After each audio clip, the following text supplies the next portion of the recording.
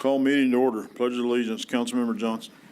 I pledge allegiance to the flag of the United States of America and to the republic for which it stands, one nation, under God, indivisible, with liberty and justice for all. Roll call, please. Mayor Larkey. Here. Councilmember White. Here. Councilmember Thompson. Here. Councilmember Davidson. Here. Councilmember Pryan. Here. Councilmember Lawson. Here. Councilmember Richardson. Here. Councilmember McCallum. Here. Councilmember Johnson. Here. We have a quorum. No personal appearances. Item E, presentations. 1, Patty Klaus Schreihopper. Yes, please.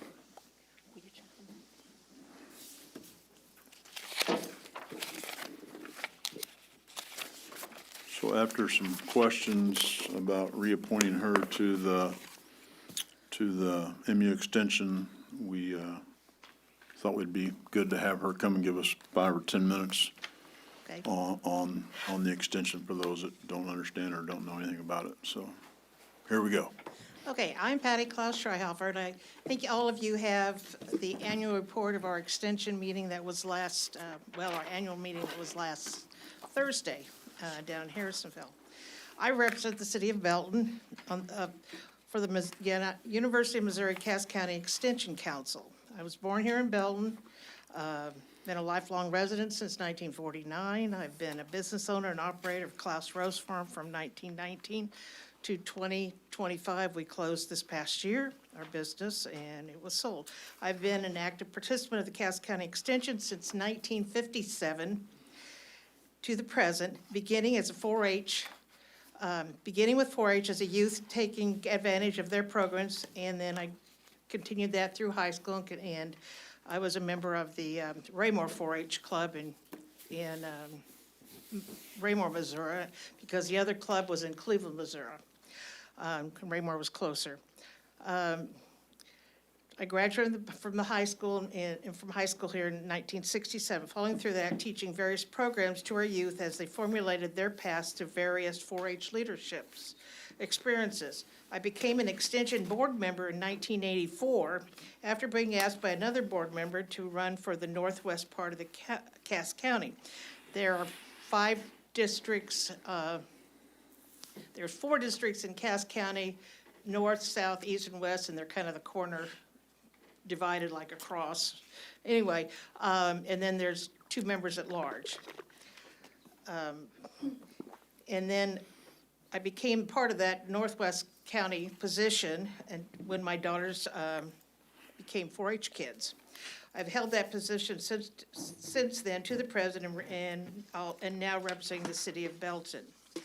The vision for the University Extension is valued and trusted education solution to improve the quality of life in Missouri, the nation, and the world. The mission statement, we are a land-grant university where our mission is to improve lives, communities, and economics by providing relevant, reliable, and responsible educational strategies that enhance access to the resource and research of the University of Missouri in Columbia, which is our main campus. Our core values include respect, responsibility, discovery, excellence, and engagement in our vision and mission statement. My representation of these values have been an integral part of my relation with the Cass County University of Missouri Extension, as well as other organizations here in Belton that I've been involved with. Many people are familiar with 4-H. Hold your hands up if you know what 4-H is. Okay, good. I don't have to explain a whole lot there. Okay, this is an integral part and the largest part of the extension in all the counties in Missouri. Every county has their own 4-H chapter. And there's youth, our youth are involved as well as adults who teach our programs, and it's just there's like 300 programs that kids can go through. And if that particular county or particular chapter in the county wants to offer it, an adult comes in and as, quote, the specialist of the program, and he or she continues to teach that program.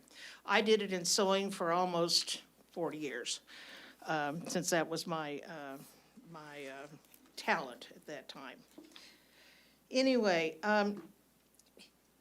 we have 8 chapters in Cass County of 4-Hers, ranging from age 8 to 18, involving a membership total across of 2,412 youth, with 136 youth and adult volunteers, accounting for an estimated value of volunteer time invested about $4,750,000 here in Cass County, as well as the other chapters, the other counties, and this pretty much covers the state of Missouri.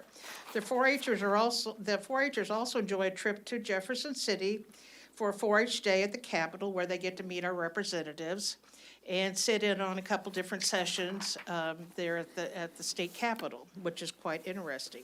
We had one instant that they were going to cancel out the University Extension Program, period, statewide, in one of our legislative things down at Jefferson City.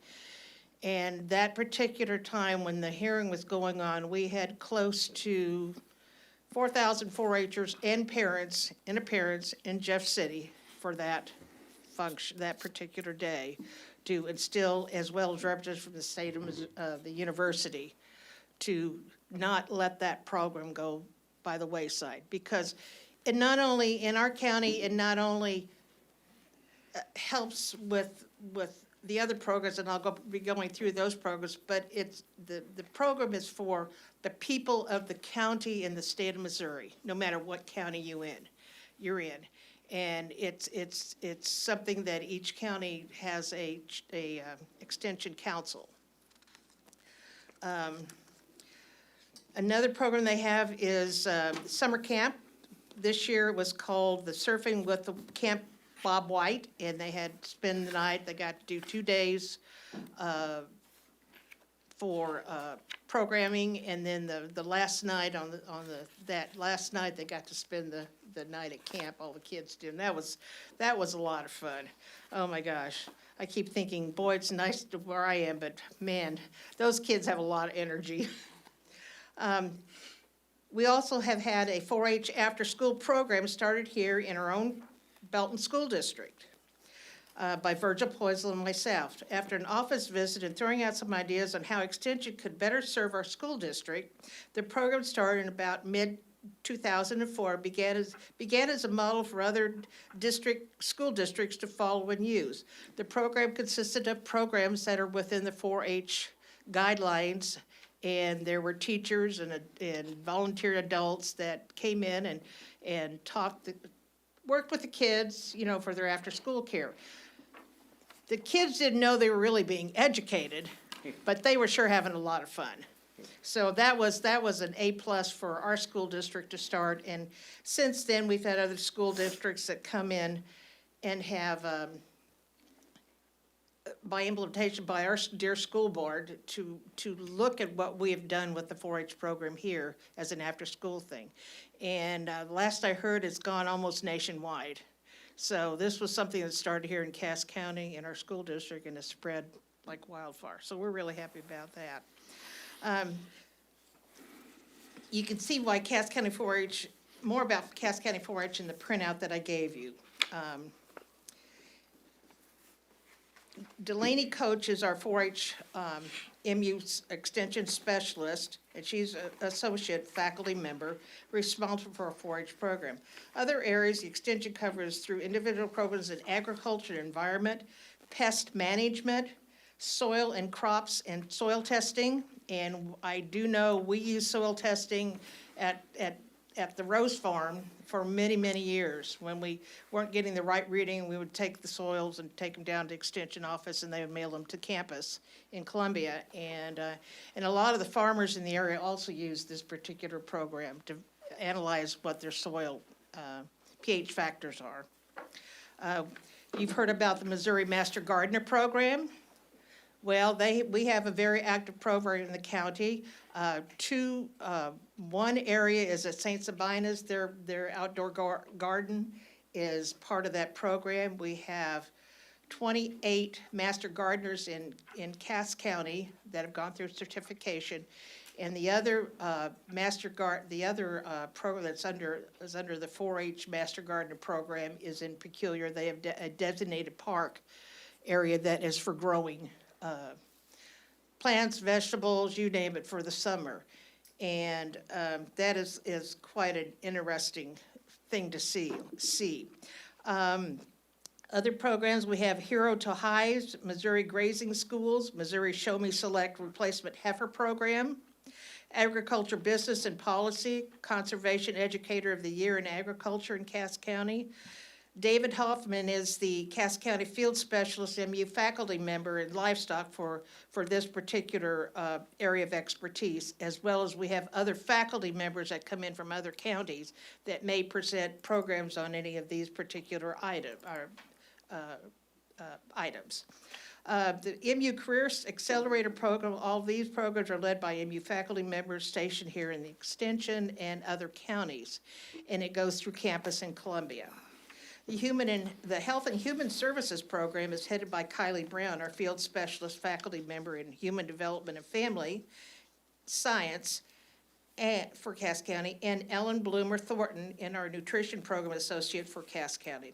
These two faculty members are responsible for Stay Strong, Stay Healthy, Build Strong Families, Mental Health First Aid, A Matter of Balance, Focus on Kids, which goes through our court system here in Cass County, Show Me Nutrition in School Curriculum, which is preschool to high school, and there it reaches close to 600 students in the smaller school districts in the county.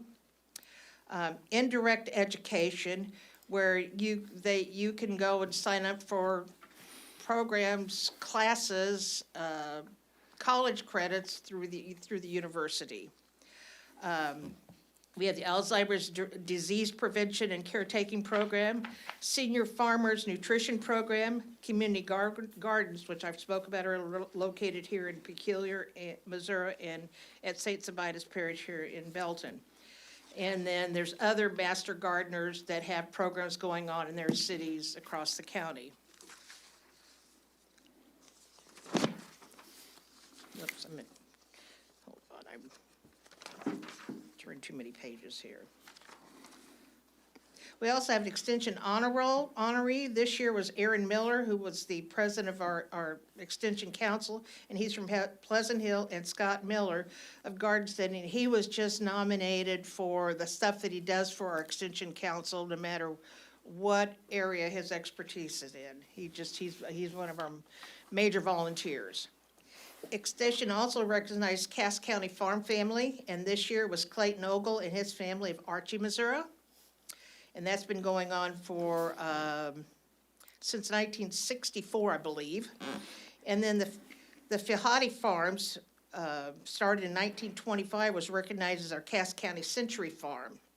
There are 118 century farms here in Cass County celebrating 100 years as family farms with 3 and 4 generations still owning and producing products on their farm acreage. And you can see more about that in the pamphlet. And what's neat about this, they get these nice yard signs that they put out on their fences and proudly show everybody. And I mean, it's really not, there was one down at Peculiar that I used to deliver flowers to all the time. And the guy would always greet me. He says, "Call me when you get to my driveway. I want to meet you. It's a surprise for my wife." And he would always, he knew who I was. And he says, "Did you see our sign? Did you see our sign?" And I mean, it's something that's really neat. So, and that's probably a big plus is when you see these farms that have been around for 100 years. So, anyway, and then our annual report that I gave you, there's more about what our county did in that, and you can just read through that as you please. Shows how we spent our money. It shows our other individuals that are involved in the different areas of the county and so forth that are on the council board. We meet once a month with July off, December off, and I think that's it. Yeah, July off because we have our Cass County Fair that month at Pleasant Hill, where we're quite involved in. And then in December, because of all the other commitments all the other members have, we chose not to meet in December. So I think you can understand. And finally, we have a special Cass County-wide celebration happening this weekend. The Cass County 4-H fundraising back and supporting our Cass County youth is going to be this Saturday, the 28th, beginning at 5 p.m. at the Harrisonville Elks Lodge on 291 Highway. Tickets and tables are still available to call, and if you want to call the extension office, it's in your, I've got the flyer in your brochure and the number. So if you want to come and support and see our youth in action, this is probably the best way to see them all together. And any questions? Any questions?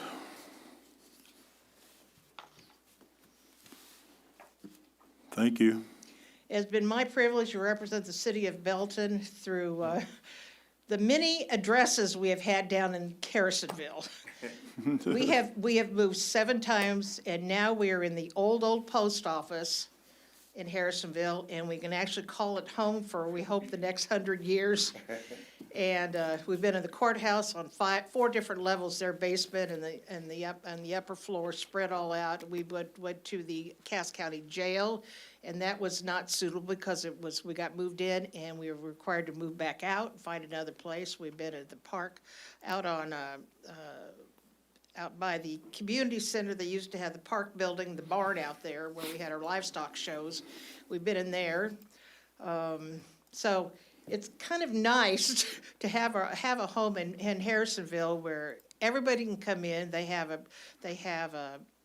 a demonstration area where if like some of our kids come in for special demonstrations that instead of having them do it in the separate chapters, they come in and do it with one, that way they can draw countywide.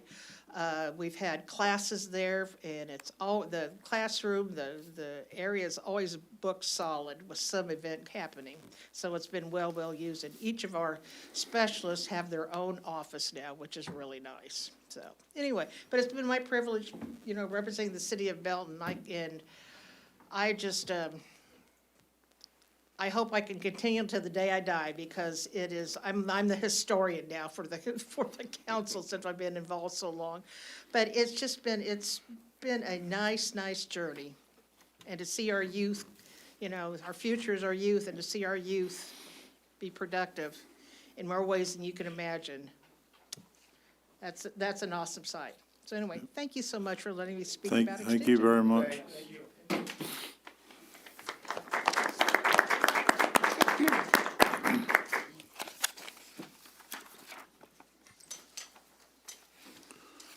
Item F, unfinished business, motion approving final reading of Bill 2026-02. An ordinance approving the Belton, Missouri Police Department Municipal Jail 2026 housing contract for inmates of the Greenwood, Missouri Police Department. Present. Second. A motion and a second. Any discussion? Hearing none, roll call. Councilmember Pryan, Aye. Davidson, Yes. Thompson, Yes. White, Yes. Johnson, Aye. McCallum, Aye. Lawson, Aye. Mayor Larky, Aye. Richardson. Aye. Motion passes. G, new business, motion approving the first reading of Bill 2026-03. An ordinance approving the Belton, Missouri Police Department Municipal Jail 2026 housing contract for inmates of the Raymore, Missouri Police Department. Present. Second. A motion and a second. You're up. Hi. As I spoke about before, we're cleaning up a lot of our contracts when it comes to the use of our municipal jail. And we are adjusting our contract with Raymore. And so their old rate was $45 a day. We're bringing them up to the current rate, which is $63.93. And so it's the same contract that you just approved. And we'll be back in a couple of weeks with Harrisonville and clean that up as well. And then we'll have all the individuals that we house for done. Any questions? Hearing none, all in favor? Aye. Any opposed? Motion carries. Item 2, motion approving Resolution 2026-18. A resolution approving an event permit submitted by Downtown Belton Main Street, Inc. to close a portion of Main Street and surrounding streets for the 2026 car shows. Present. Second. Have a motion and a second. You're up. DBMSI is hosting the 2026 car shows the 4th Saturdays of April through October. There are no rainout dates. The street will be closed at 3 p.m. and reopen at 7 p.m. each of those Saturdays. The event itself is from 4 to 7. DBMSN will provide the city with their liability insurance and waiver of subrogation. A representative is here this evening if you have any questions or would like further information. Any questions? Go ahead. Is this a fully sponsored by DBMSI? The event is being hosted by them, yes. Fully, okay. Go ahead. I appreciate the time. I had a lot of people fussing about it being closed so early so I appreciate the time.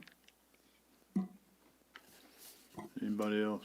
Go ahead. Well, just to the point about the times, people are probably still going to show up around noon and park and hang out, but that's not. The street was closed. Sure, So yeah, that's the stuff I had fussed about. gotcha.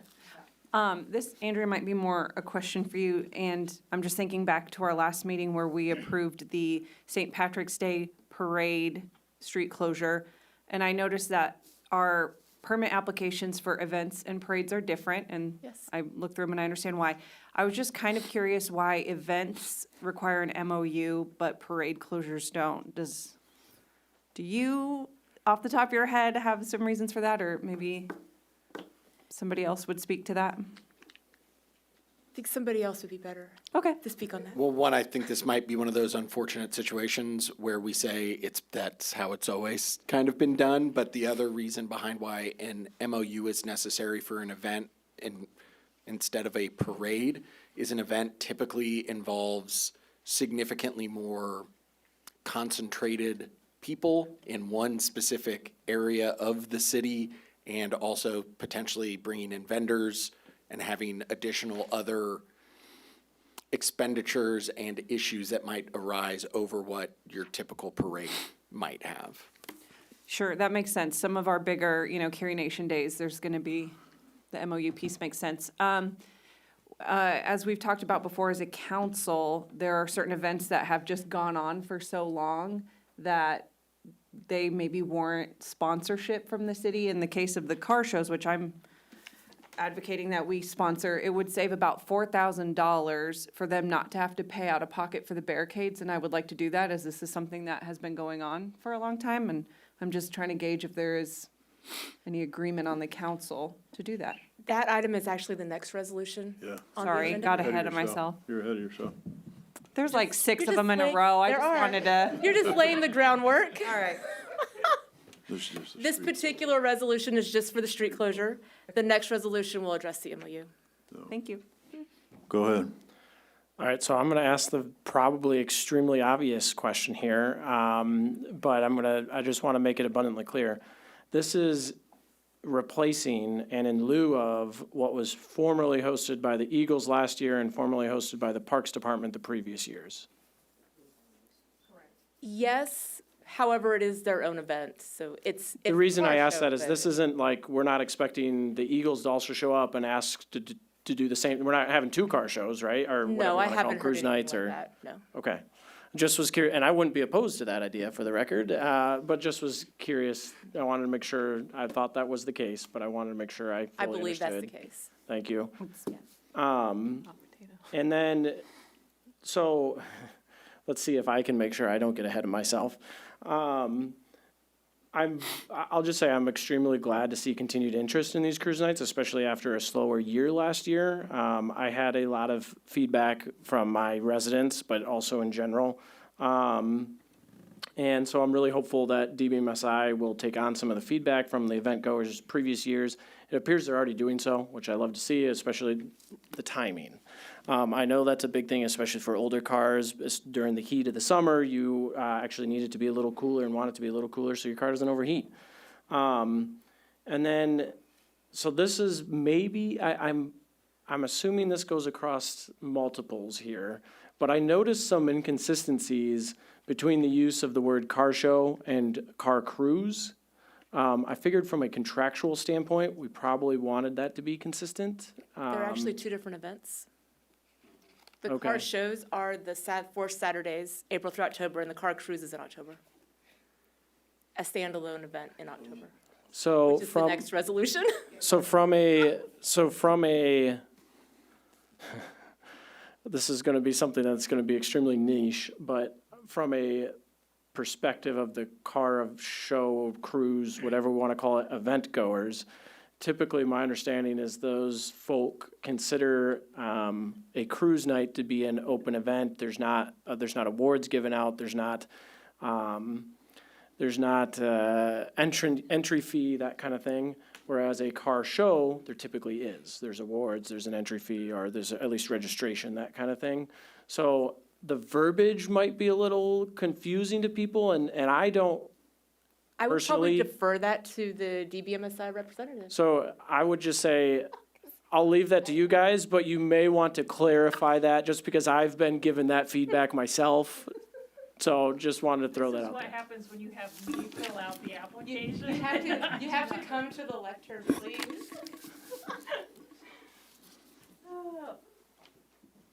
I was just making a smart comment that this is what happens when you have somebody who's not a car person fill out the application, but I feedback totally- received, thank you. I totally understand that, and I don't fault anyone for, but I have, like I said, I've been given that feedback myself, that a cruise night is different from a car show, in that the car show has awards and are, at least registration, even if it's free or whatever, right? Whereas a cruise night is kind of an open thing. Yep, got it, So- thank you. Just wanted to throw that out. Now I understand the inconsistencies on why it said where and what, so thank you for explaining that. I think I'm good. Anybody else?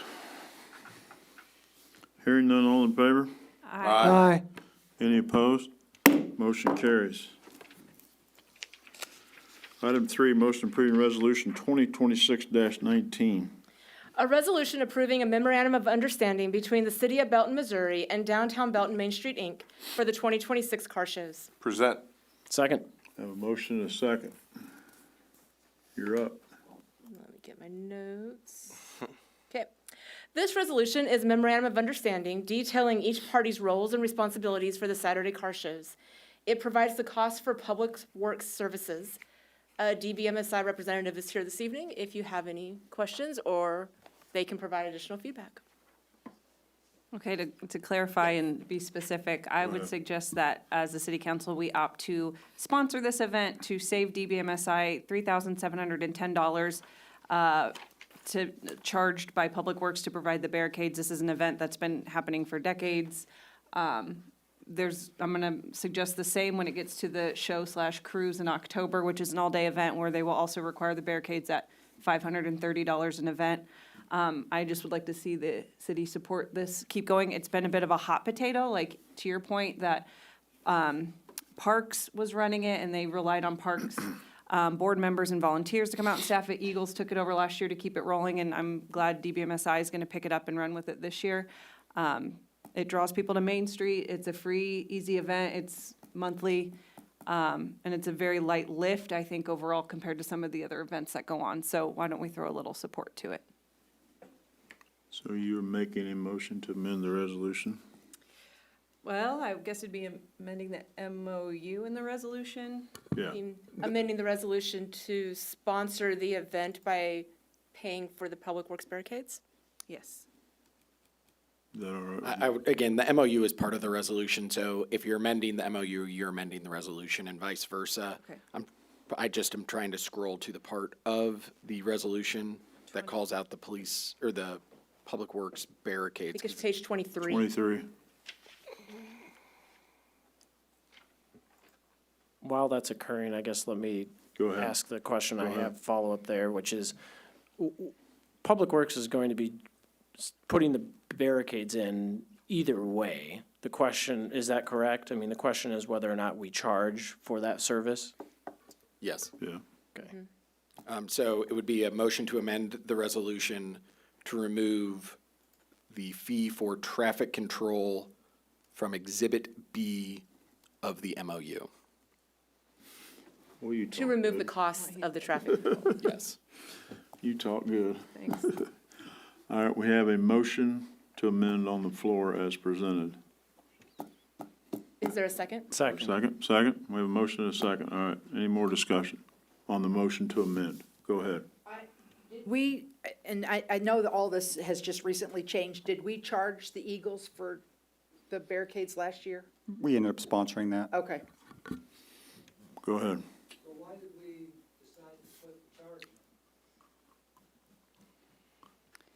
It was something that started last year after the events of 2025 were approved. This was something that was already in the works, but we waited to bring it forward until everything was approved, so it's starting with calendar year '26.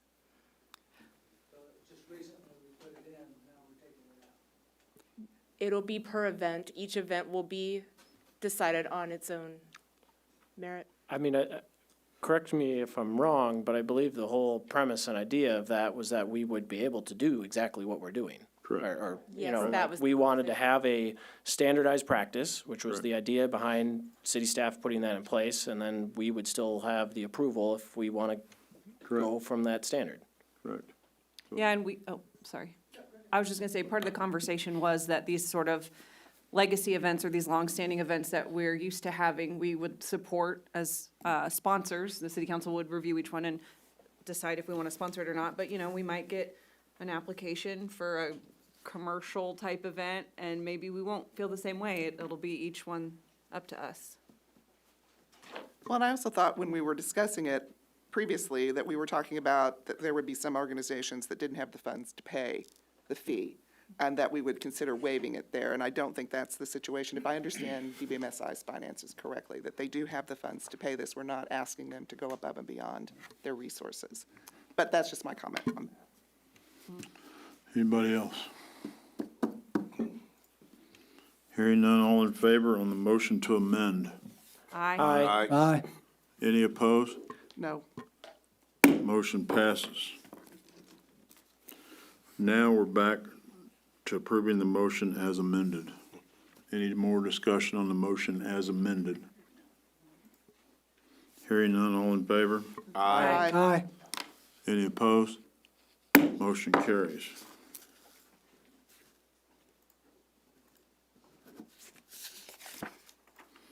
Item 4, motion approving resolution 2026-20. A resolution approving an event permit submitted by Downtown Belton Main Street, Inc. to close a portion of Main Street and surrounding streets for the 2026 car cruise. Present. Second. Motion and a second. Any discussion?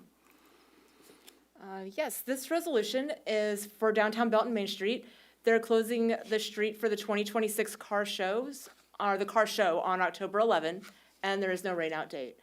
The street will close at 10 a.m. and reopen at 3 p.m. The event itself is from 12 to 3 p.m. DBMSI will provide the city with liability insurance and a waiver of subrogation. And if there's any questions, DBMSI is here this evening to answer them. Any questions? Go ahead. I'm sorry to ask you, I have a question. Yes. For DBMSI, most likely. Sorry to make it, yeah, I know you keep going up and down. In regards to, so historically, there has been awards at this type of thing, and I believe at the very least registration for entrance. Is that still the plan, or can you talk through what the overall plan is for this particular event as it varies from the others? That is my understanding. I am not chair or co-chair of this particular event, but that is my understanding for the standalone show in October. Will there be, I don't know what the right word, charge or fee, or will it be free to enter into the show, or will you have to pay? I'm not sure about that. Okay. Come on, Connie. Okay, car show in the past, we have always charged the vehicles that were going to participate. They do not all have to participate, but those that want to participate to hopefully win an award, they pay $25 a car to enter. Those cars all have some sort of a designation on their windshield. We will vote, people will vote. We sell plaques with business names, individual names, whatever, and those are normally judged by that business or those individuals. And then we have an awards ceremony around 2 o'clock in the afternoon. Only those people that paid the $25 fee to enter are the ones that are available for that. And we have done this, I mean, we started the car shows in 1999, once Main Street was totally redone and that. So it's been going on ever since then. So, I mean, that's what we've done. The car show on Sunday draws kind of a different kind of a crowd. They're not, I don't want to say they're nicer cars, but they're cars that you don't normally see in the cruise, that just come through, drive through. Some of them stop, some of them don't. These are cars that probably have been to several other car shows, that have entered a car show, and they're wanting that plaque. They want to be able to say, hey, I won this. And so it's a big deal to some of them. I mean, we've had some cars that have been very, very expensive in these shows, so. I know this is maybe a tall ask, because I'm asking you to predict the future, but is this the type of thing that you would anticipate, even if it's a very minor profit, but would you expect there to be a positive, output here instead, are you break even or negative, or do you have any idea where you might expect from that? It has pretty much been a positive. The plaques and we normally sell for $35, I think, a piece. The money that the cars raise, that goes back into DBMSI, but it also purchases some other things that we do for the car show. We buy little plaques that they put on their dashboards and things like that. So it's not just that we're getting $25 a car. We're spending money for that also. Oh, for sure. I just was trying to, if you had an idea there, so. Yeah, that's okay. And the reason DBMSI kind of got away from it, Richard Smith, who had Riches on Main Street, when he passed away, he was the one that's worked on the car shows for years. At that point, we were short of people that wanted to work on the car show. The park department had helped, and they came in and said, hey, we'll take it. And then they wanted out. The Eagles decided they wanted it. They don't want it this year. So it's kind of like coming home to us. This is DBMSI, or we were Main Street Merchants for years, so this has been going on for all these years, so. Yeah, I can't stress this enough. I'm excited about the fact that we have continued interest in this, because I think it is not only worthwhile, but I think it is popular, even if last year was a little tough. And some of that was out of their control, as there's some bad weather in there too. I guess I'll hold off, but I just wanted to understand that. So thank you very much. I appreciate it. Anybody else? Hearing none, all in favor? Aye. Any opposed? Motion carries.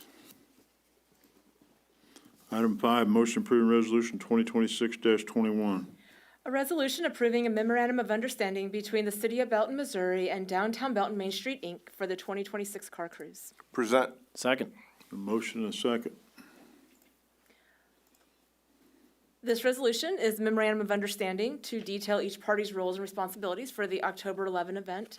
It provides the cost for public works services, and DBMSI is here to answer your questions.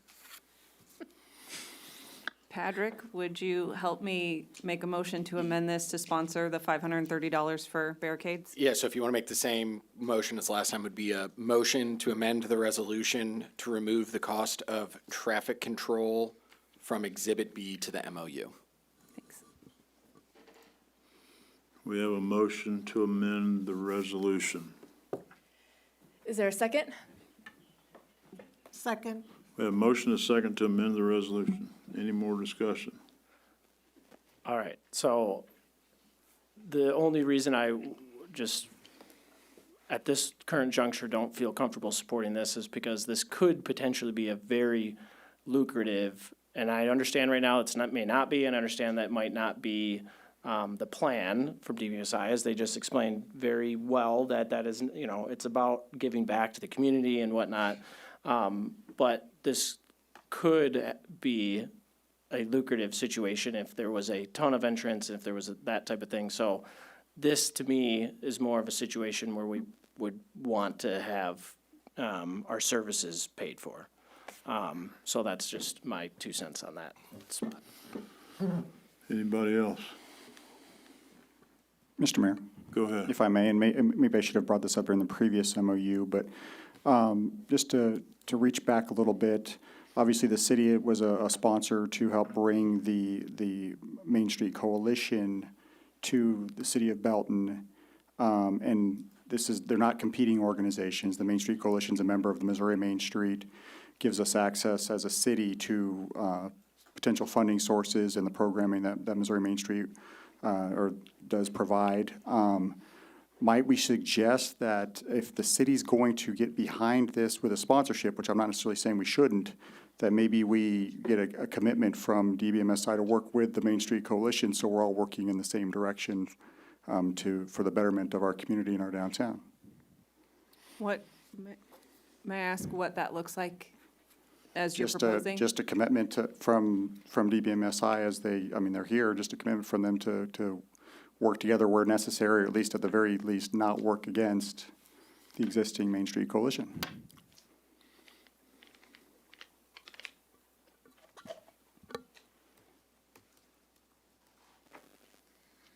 I'm sorry, that just seems really inappropriate. Yeah, like if you could give a specific of how you're expecting them to work together and why it ties to this MOU for the car show. Well, I think that if we're going to provide support for DBMSI, which again, I'm not saying we shouldn't, we should be supporting all local efforts to better our community, but we should also be fostering an environment where everybody's working together, at least not working against each other. And there has been some, instances where that's not been the case in the past. And so I'd just like to get out in front of it and say, if we're going to support this, that's fair, but let's all work in the same direction and try to work together to better the community.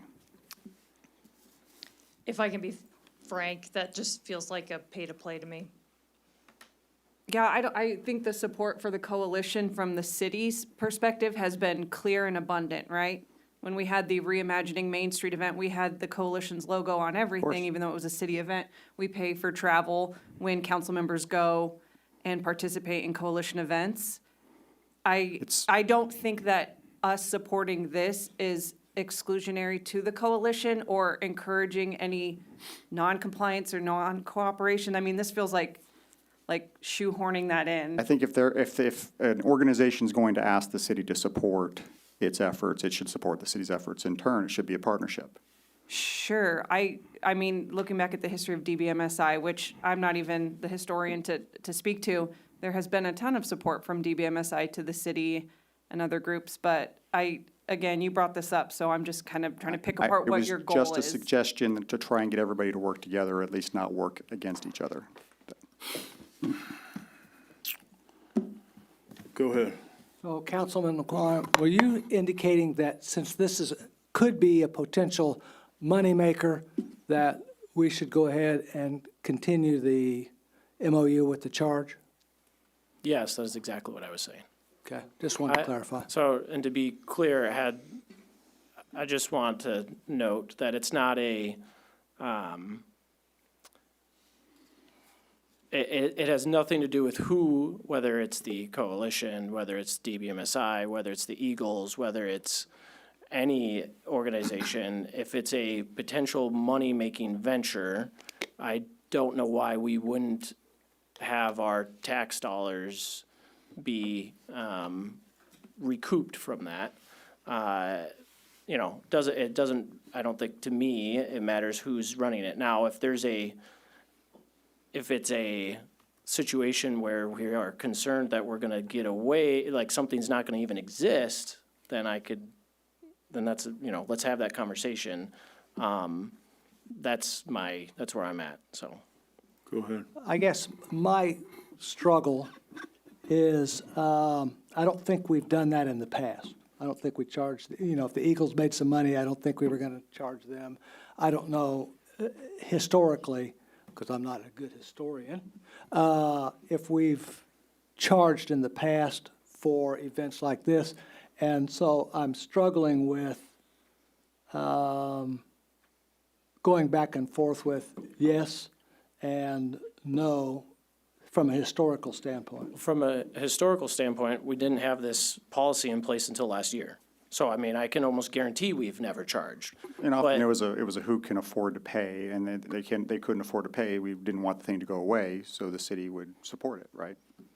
And again, I think personally, for me, I think the distinction comes between well, there's a couple things to be in play. To Councilmember Lawson's point of, we have some things that are historical in nature, like the cruise nights in general, right? Like that, I think we all, or at least I'll just say, I very much support, and there's other things like our parades and whatever, and I think I would love to continue to see, I'd love to see more of it, quite frankly. Those, and as we've talked about, and that comes coupled with, those aren't money-making events. In fact, they're almost guaranteed money-losing events. And those are things being done for the betterment of the community. So this is what tax dollars, are the purpose of. Whereas a potential money-making event, whether it's, again, this one or any other one, if Alex decides he wants to host a festival on Main Street, then I shouldn't be able to have, as part of my business plan, the taxpayer dollars for the services provided as, part of my, I'm gonna, have a beer tent and make a bunch of money off of it. That's just and I know that's not that, for the record, I'm not suggesting that is that. You're good. But that's just where I'm drawing the line. Go ahead. I almost feel like it's blackmail, you saying that they should agree to help. I know the city has helped the coalition a lot, I don't I've think it's seen it. blackmail to suggest people work together. I don't and think for a that's- moneymaker, they may make money, they may not make money. The money they do make does go back. They help downtown merchants, they help with the Christmas stuff, they help with the welfare association. The money comes back. I'm not And I just- denying that that the organization has, the ideology behind that organization is of a good cause. I'm not denying any of that. It's, I'm just explaining where I'm drawing the line from a perspective that I think it should be drawn. I just think it's not appropriate to ask some group to do that. Go ahead. I would just add that the car show event in October is not gonna be a moneymaker for them. If they get 21 entrants at $25 a piece, that would just pay for the barriers before they get plaques custom-made, before they go out for sponsorships. To Brett's point, we haven't charged for these types of things in the past. And for the existing events that we know have community value, I'd like to see that stay the same. And, I agree, it is staff time, therefore tax money. But these are the kinds of things that go away when organizations have to pass it around like a hot potato because they don't want to be on the hook to pay for any of it, then it just kind of stops happening. And with since 1999, that kind of streak going, it makes me nervous that it's passed hands so much in the last couple of years too. So I'm just in support of maintaining the amount of support the city has provided for these events. I will also add that the insurance, if we just base it off of last year's cost, because we did cover the Eagles insurance cost last year, would be $762. Yeah, there's all kinds of costs that aren't being accounted for here. All right, I'll admit you convinced me for this year, but I still think that line that I'm referring to, I think is, a valid. One, who's to say in a year we can't say, hey, how'd the car Well, show exactly, work out that's in my point. October? Oh, you guys made $1,000, awesome. That's my point. We're entitled to ask that when it comes back before us, hopefully. Yep, hopefully I agree. Anybody else? Hearing none, all in favor on the motion to amend? Aye. Any opposed? No. Motion passes. We're motion on resolution 2026-021 as amended. Any more discussion? Hearing none, all in favor? Aye. Any opposed? Motion passes.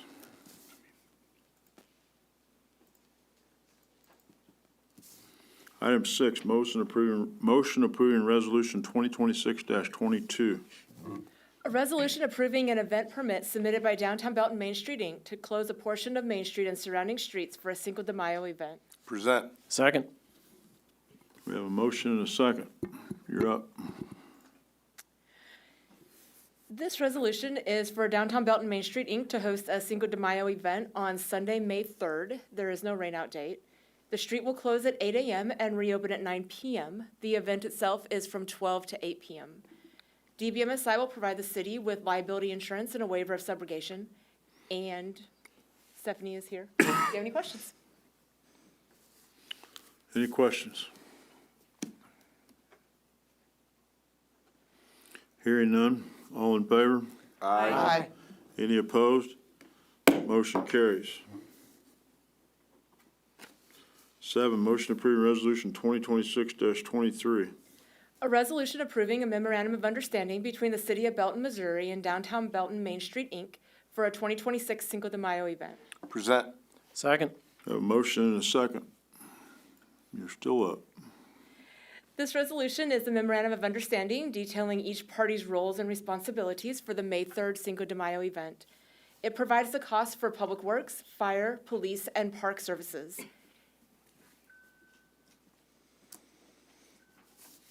Any questions? Questions? Go ahead. I have some for the DBMSI representative. Hello. This is the fourth year of the Cinco event, do you know? Fourth sounds right. 4 sounds right, okay. I am admittedly less versed in this than the car shows. Also, we just haven't talked about it as much. Is the MOU the same as years past, or are there increased costs this year because of the changes we've moved to implement? Correct. The MOU is completely new, and it's the same as what was required for the car show and car cruise. So the city's share would be $2,400. That includes the trash, barricades, police, and EMS. DBMI's event cost, just so everybody's aware, is roughly $7,300. That includes our insurance, our trash, stage, et cetera. Is the event money-making No. event for you? No. Nope. Yeah, that's not It's a typically the complete loss. Yep. case. Sorry. Go ahead. I didn't, okay, sorry. Is there, remind me, because we're almost coming up on a year here. So it's been a minute, again, I need my memory jogged. Are there vendors or anything? I know you have, there are. The first year, there were no vendors. The second year, we decided to try vendors, but we didn't charge them. And then I think the third year, we had vendors, decided to charge them, but there was rain. So most of them didn't show, which I think it was $25 per vendor space. So there's no significant income. Our plan is to have vendors this year, probably for just one block. I think I had did I have 2 blocks? I think I may have had 2 blocks in the, The street closure is 2 blocks. but really it just depends on vendor interest as to what we can fill. Okay, so that was my follow-up question. You answered it. Okay. I guess just a follow-up, the 7,300 you quoted, does that include money to the city for support? No. Oh, that that'd is- be in addition to it? Yep, Okay. that is just our costs for the event. Anybody else? Hearing none, all in favor? Aye. Aye. Any opposed? Motion carries. Item 8. Motion approving resolution 2026-24. A resolution approving a renewal agreement for services with Oates, Inc. for weekly non-emergency transportation. Present. Second. We have a motion and a second. You're still up. Say Andrea showed or not. In 2021, the city received a KCATA grant to expand the Oates non-emergency demand transportation to 4 days a month. It's been known as the Oates Weekly Shopping Contract. After the grant period ended, the city chose to continue the 4-day-a-month service. It's budgeted each year. There's actually a slight cost decrease from last year. It went from $82 an hour to $80 an hour. Good negotiating. Any questions? I have a question. Go ahead. When we were talking about enterprise and having another vehicle, could that take the place of this, or is that something in addition to? It's completely different. I mean, I know it's different, but could we use the enterprise car that we may rent to do this and save that money, or is that not? Okay, all right, No, I don't think that would work very well. okay. Your microphone went on. Go ahead. I'm old. Hush. But wasn't that part of the discussion with enterprise? Was that if we had a vehicle that we could use it for the?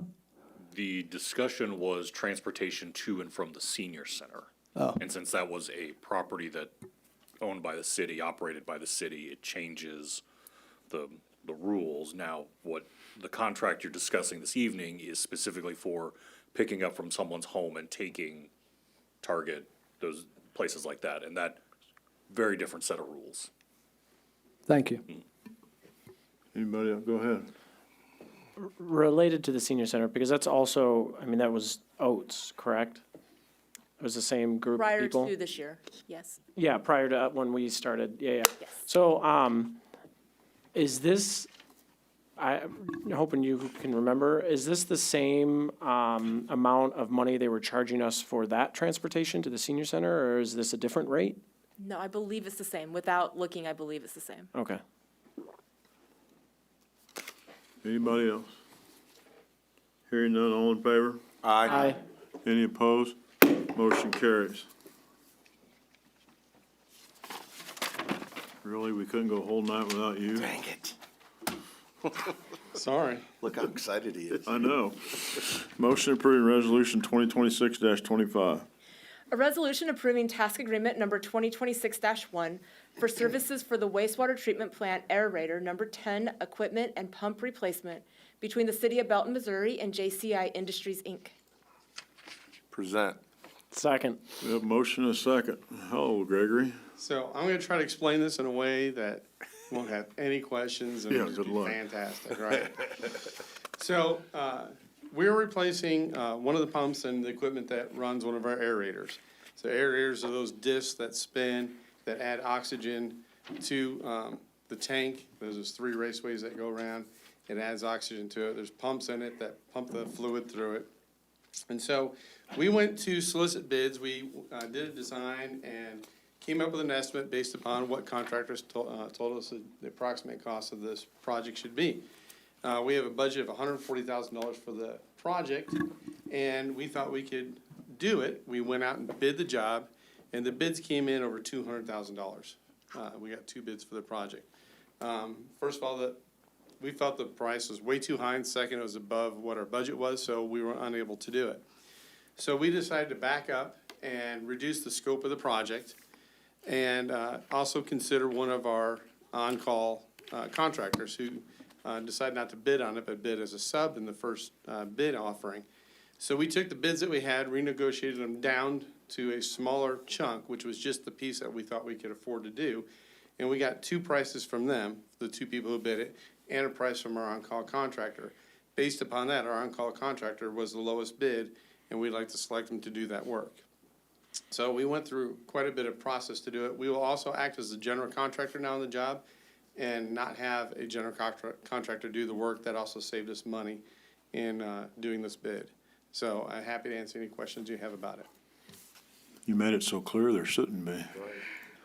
Go ahead. I have no, I'm joking.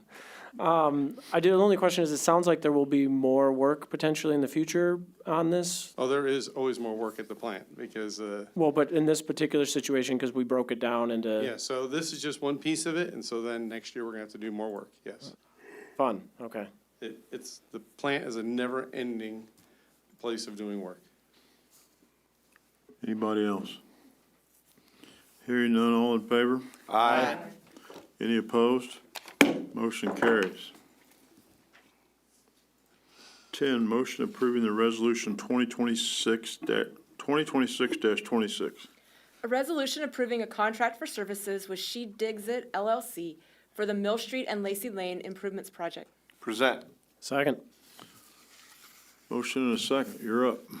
So this project is our last of our stormwater money and our stormwater projects that we have planned. That dates all the way back to 2019. This project is literally in the middle of the intersection of Mill and Lacey. So in that intersection, there is a pipe that goes underneath, diagonally across the intersection from the northeast corner to the southwest corner, but it actually doesn't line up with the ditch that's there. So the water, when it comes out, it actually percolates and then has to move over. It doesn't work very well. This intersection was gonna be taken up for the water line connection, also that we're doing. And so the same contractor got the low bid on this as doing our water line job, so they're gonna be able to remove the intersection at one time, replace the stormwater pipe, and put the water line in at the same time. Now, if you remember when I made a presentation a while back explaining how we're gonna do this job, that intersection, as you know, is a diagonal road that doesn't line up with the north-south road. We are actually gonna connect them, make them line up, and make it seamless, so it actually, you'll head north and you just keep going north. And it looked like it was always planned the whole time. And so we're gonna improve the road, we're going to fix the stormwater and the water line all at the same time.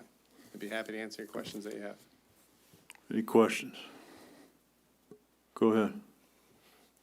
Have we used this contractor before? At the She Digs It SDI? Yeah, they're doing our water line contract right now. Okay, so far so good? Excellent, yes. Their online presence is, leaves something to be, well, leaves a lot to the imagination. Their website just says under construction, their social medias were all deleted. It just made me a little, leery of whatever was going on. No, they're a large contractor doing a lot of work throughout town. For what it's worth, I had phoned a friend over at another municipality, and they spoke highly of the contractor as well. So hopefully that doesn't, hopefully, like I said, their website literally just says under construction, and I was like, what is this about? So, okay, thank you. I just was a little Maybe leery. they're in the construction business. Right, I was gonna say, they're in the construction. I did find it, I caught the pun, for sure.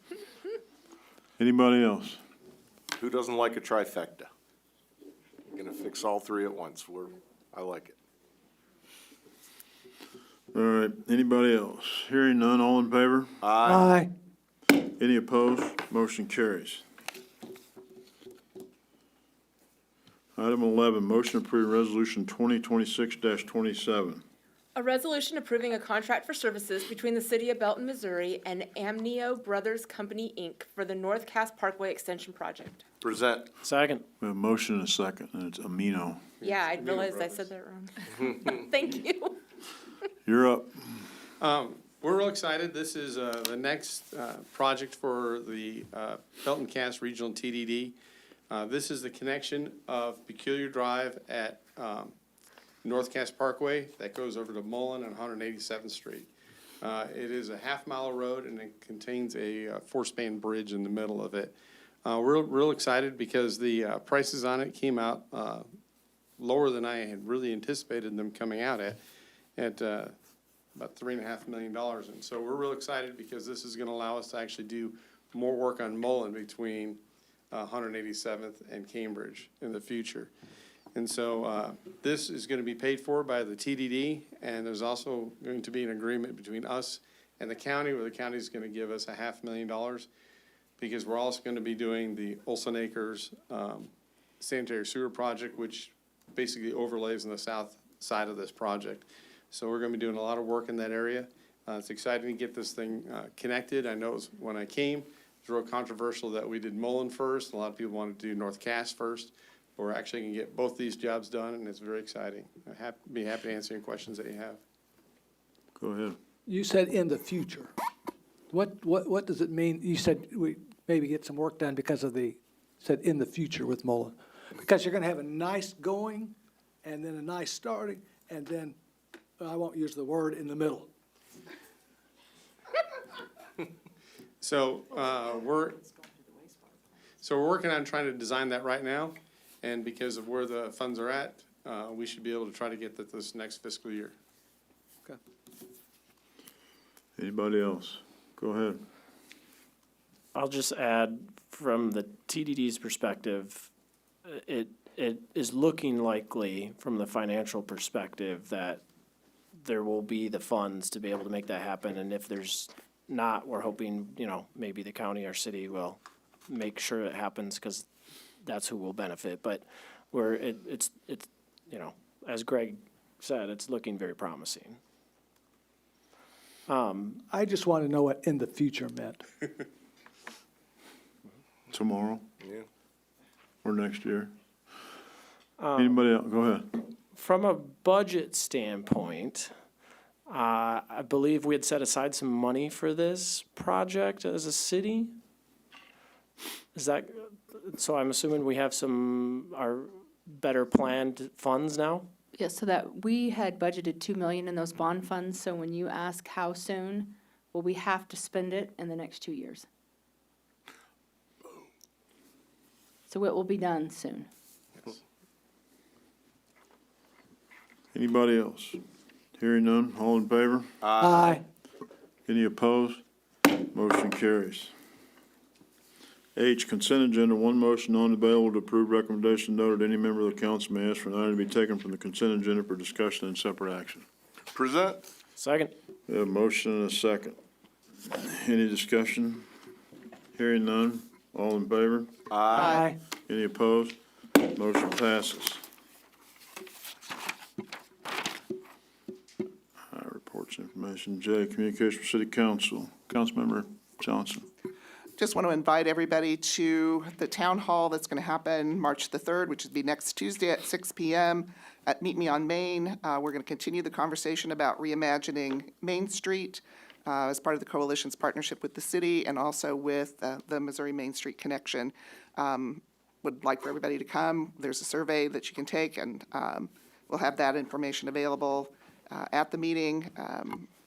We just want to get everybody's ideas, firm some things up, and see how we can move forward with reimagining Main Street. Councilmember McCallum. I want to publicly point out that we have that new report in there where it shows code violations, has the maps. I actually really appreciated the maps personally as a guy who likes maps. And I just wanted to publicly point that out. It's good to look at and at least get a visual on that situation. So I appreciate that. And I don't believe, I could be wrong, maybe Andrea or someone can correct me, but I don't believe we actually talked about the chili cook-off that took place here recently. Has anybody mentioned that? Okay, so I want to take a minute, I guess, just to mention that we did have our annual chili cook-off, or the employees had their annual chili cook-off. The winner from... Was not golf. The winner was not golf this year. And so what happens is each department submits a chili for city council to then try, and we, pick a winner. And it's all blind, right? We don't know who submitted what.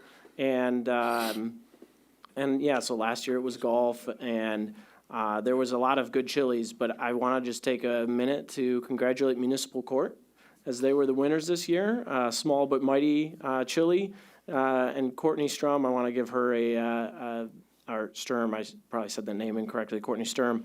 As I hear she was the chef behind the winning chili, so I wanted to just give a shout out to her here. I don't have anything else to update you on the TDD board. You just heard it all from Greg. That's really where that's at. From Parks, there is a lot. I have tried to parse it down because Parks is busy as always.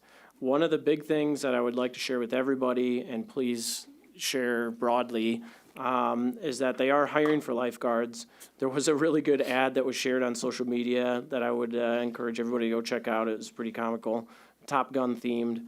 And they're also in need of grounds crew and concession workers, so please, help spread that word. So I get asked pretty much every single day about when the new playground's going to be done, because every time I drive by it, my kids are watching the progress.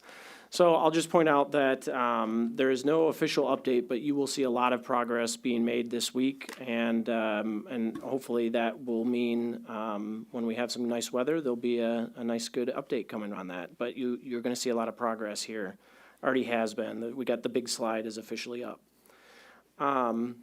There's still some signups available for the youth spring sports. They are closing soon, so please get your application in. And if it already shows closed, it doesn't hurt to ask, because there might be still some spots that they're accepting signups.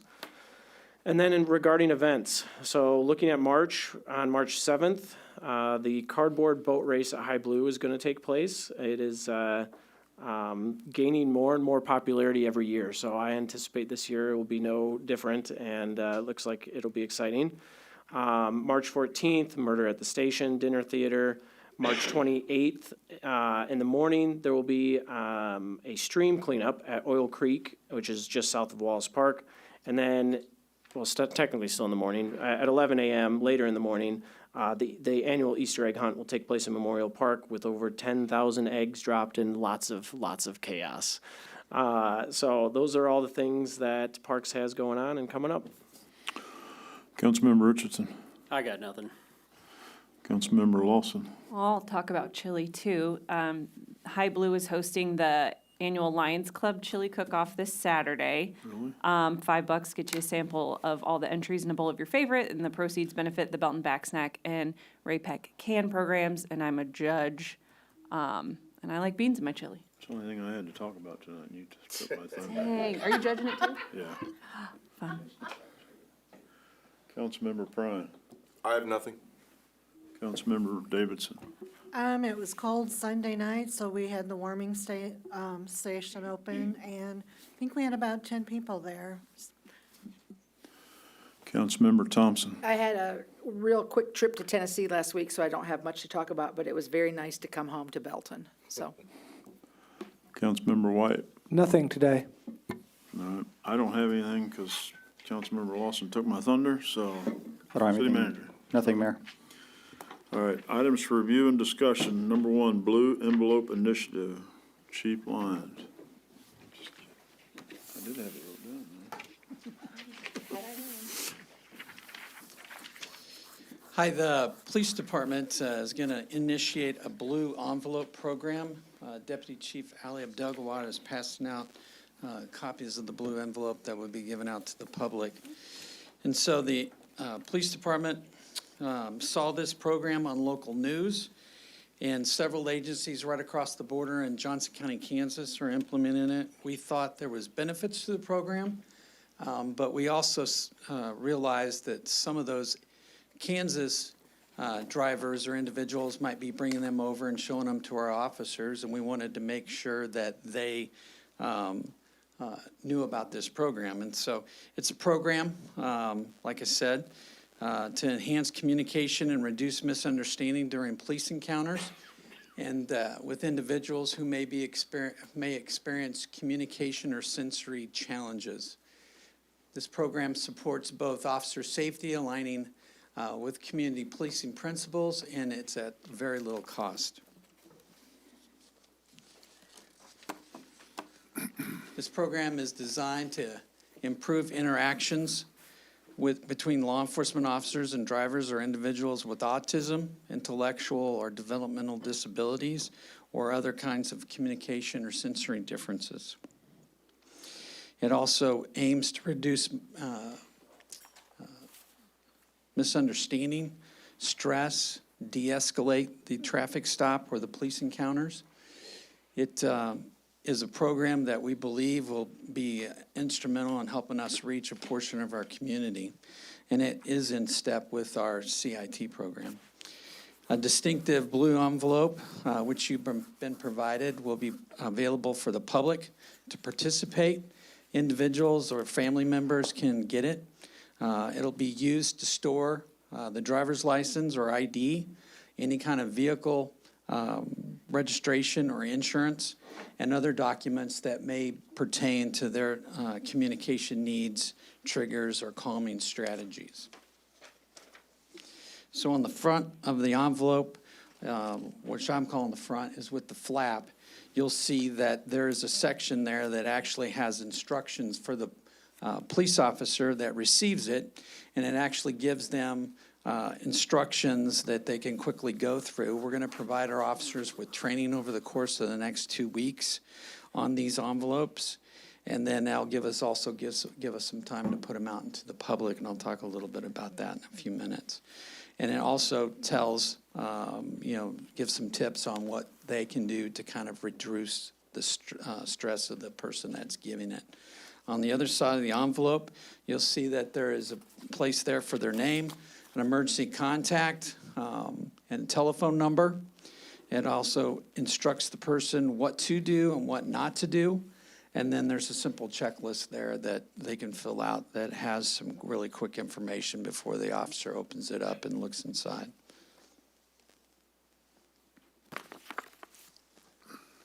And so the individual would present the envelope to the officer.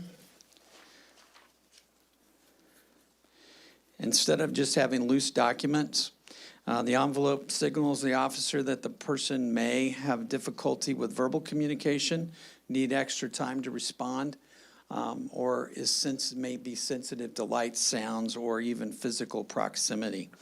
And officers are encouraged to adjust their strategies accordingly. Some of the key benefits, officers, it promotes officer and public safety, reduces anxiety for individuals and the family. It supports clearer and calmer communication, and encourages consistent and standardized responses for the officer. And participation does not replace any kind of legal requirements.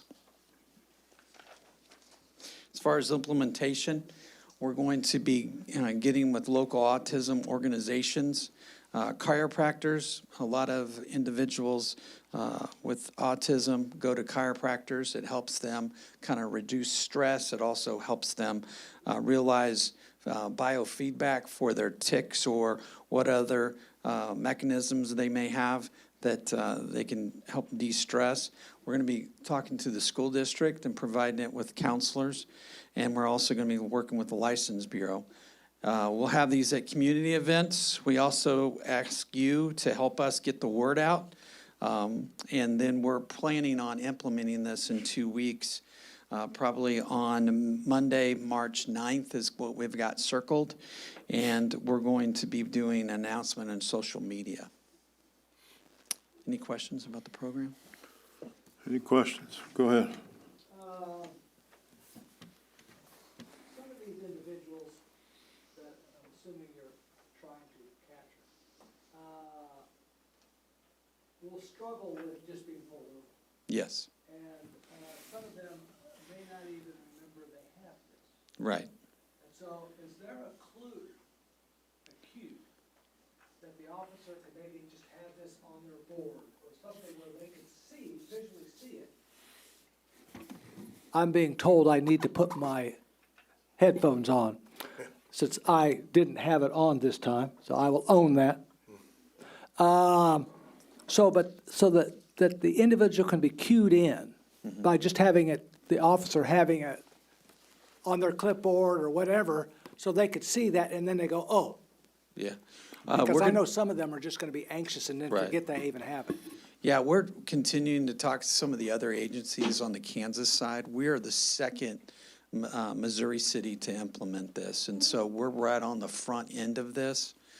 And so I envision in the future, there might be a bumper sticker or some type of window sticker. That was my thought, is a little Yeah. window sticker, maybe just a little blue envelope, Right, and then. put on their back or on their front glass. Yeah, and part of the education program is we want them to put this like in the visor right above them, where they can get to it easily and don't have to go digging for it, which would also, that could be an indication to the police officer that something else is going on if they're digging around inside the car, or put it up on the dash. And so we'll be looking for something to try and get across in our messaging. But I think a lot of other agencies, law enforcement agencies, especially those involved in the CIT programs in our area, are going to be adding this. And I could see the sticker or some type of indication, or maybe it's simply up on the dash, and once the officer makes contact, he sees it on the dash, and then the contact kind of takes a different. Even a sticker lets the officer know, maybe wanting to ask for this. Yes. Anybody else? Go ahead. This just makes me think about how Belton Police was on the front edge of their soft interview room. This is just some credit to you and the police here in Belton for doing these kinds of things. Yeah, I don't take the credit on this. Deputy Chief Ali Abdelgawad, he did the research. He's the one that reached out, asked questions, got the envelope, ran everything down. It was a topic that came up in staff because we saw the local media reports, but he really is the one that spearheaded this. Well, nice, good hire. Yes. Go ahead. The fact that you're even pushing off that and saying, it's not me, is a good leadership quality in and of itself. And not that I'm here trying to toot your horn or anything, but I just, it's a great, the fact that we have our staff willing to speak up and say, hey, look, I saw this thing or whatever, it speaks to you as well. So appreciate you and the team as a whole on looking into these types of things to better our community. Thank you. Thank you, sir. Item 2, short-term rental follow-up.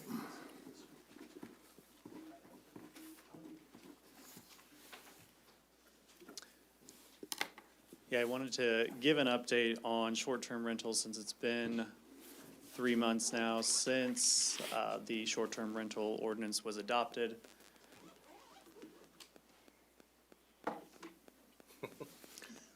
Great presentation. Questions already.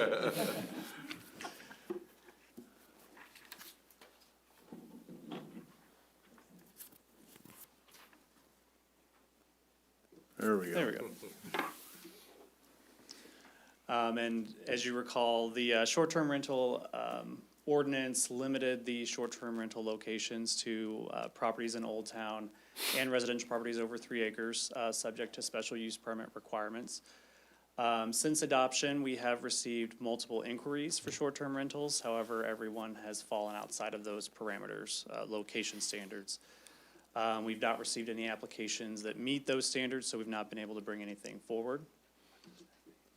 One of the reasons why we initially brought short-term rentals forward and why there was interest in it was being able to prepare for the World Cup.